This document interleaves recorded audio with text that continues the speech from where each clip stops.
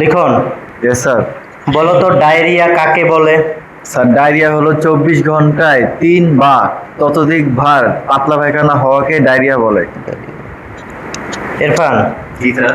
বলো তো ডায়রিয়ার জীবাণুর নাম কি? সিজেলা ও ইকোলাই। ইকোলাই। শুভ, ডায়রিয়ার প্রধান লক্ষণ কি?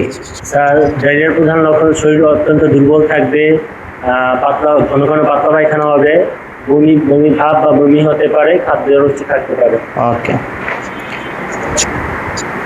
রাহুল, বলো তো ডায়রিয়ার প্রাথমিক চিকিৎসা বা প্রাথমিক অবস্থায় করণীয় কি? স্যার প্রথমত ওরসলাইন দিতে হবে, তারপরে মেট্রোজেল গ্রুপের যে কোনো একটি ওষুধ দিতে হবে। ওরসালাইন দিতে হবে নাকি? জি স্যার।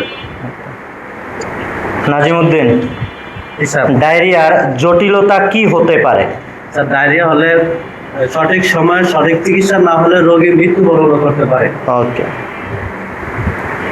লিটন ভাই, স্যার বলেন তো ডায়রিয়া কোন ভাইরাসের সংক্রমণে হয়? স্যার আমরা জানি যেটা এই ভাইরাস, ডায়রিয়ার ভাইরাস স্যার রোটা ভাইরাস বেশি আক্রমণ করে sir. Rotavirus. Okay. Zakir ভাই, বলেন তো ডায়রিয়ার পরজীবীর নাম কি? স্যার ডায়রিয়া কৃমি পরজীবী দ্বারা সংক্রমিত হয়। ওকে।